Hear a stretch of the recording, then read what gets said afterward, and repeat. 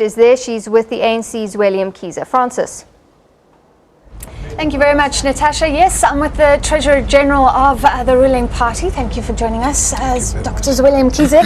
So, we often say, what would you as the ANC like? However, people wonder about it because the ANC, the NEC members, part of cabinet. So can you stand outside of this process, in fact? We can never be outside the process. Whether you are cabinet or whether you are African National Congress leadership, you have to be part of it, because by the time the minister gets here, you would have been able to share a lot of his concerns about budget, and he would have indicated what he thinks the real issues are.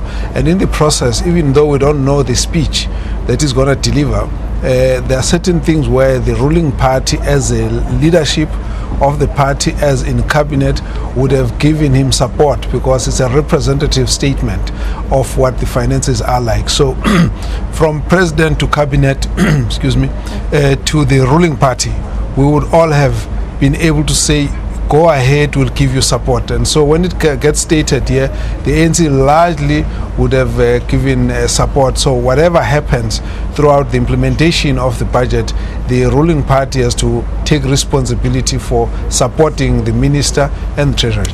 Treasury seems to want to make that very clear, that the finance minister doesn't make decisions willy-nilly and impose them, that this is a very consultative process. Can you testify to that? Yes, we would testify to that, because you would know how the whole matter works. There are certain meetings which are held, we call them the khutlas or mahutla, and when those get discussed, it's about what priorities should be, what areas of focus should be, and then it must therefore be converted. When the president puts a State of the Nation address, he will allude to the major programs of government, and government would have discussed.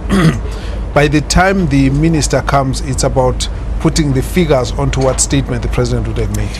Is this true now? Because the president is talking about radical economic transformation. Yes. A lot of people are saying, what is that? How shouldn't that come through on a whole range of policies? It shouldn't be in the budget alone. We're hearing that the president has accused Treasury of standing in the way of transformation, and Treasury seems to be saying that this will be a budget as usual, that they always signal what they're going to do, and the decisions that have made will count.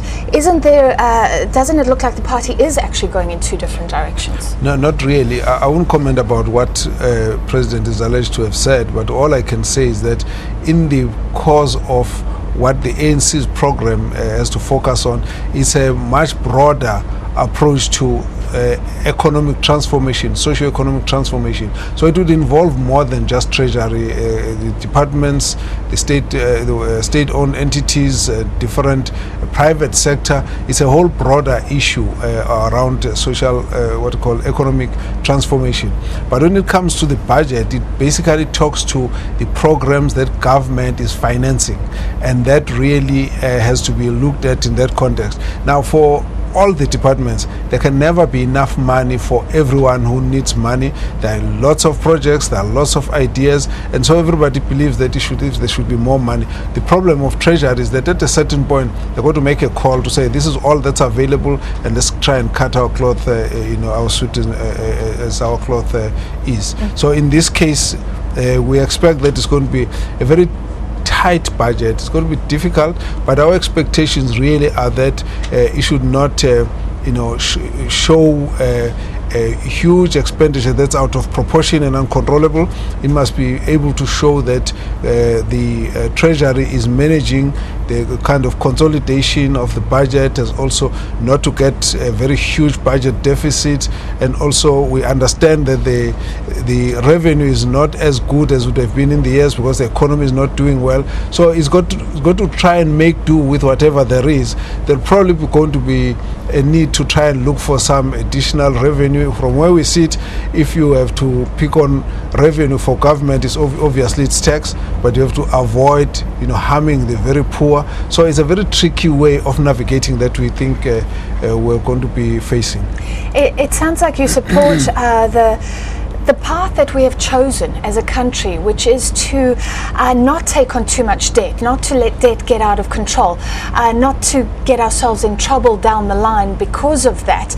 And then, like you say, we have to be strict.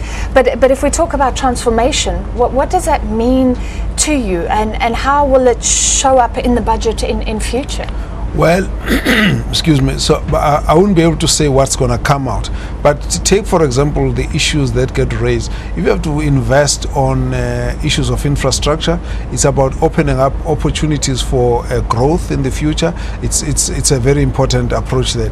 If you talk about the issue of black industrialists, there has to be provision for those. And as we have heard, this policy has been raised before. It's about transformation. If you talk about, increasing, financing on education, it's also part of transformation. So it's a very broad basket that we have to look at, and all that we need is to be able to see that the minister is showing commitment in that direction. All right, we're running out of time. Everybody wants to know, is the finance minister, does he still have the mandate, does he still have the support, or is his job under threat? Well, I wouldn't know about the job being under threat. Where we sit here is the Minister of Finance, but there's been all sorts of speculation last year, and every other week you get the speculations. Unfortunately, the issues of speculating on reshuffles is not our game. If there's a need for it, and if it happens, we will know if it were to happen. As we speak here, we're not aware of anything. All right, thank you very much, ANC Treasurer General Zweli Mkhize, and we're going to take you across the country, look at some expectations, and I'll be back shortly with you live from Parliament.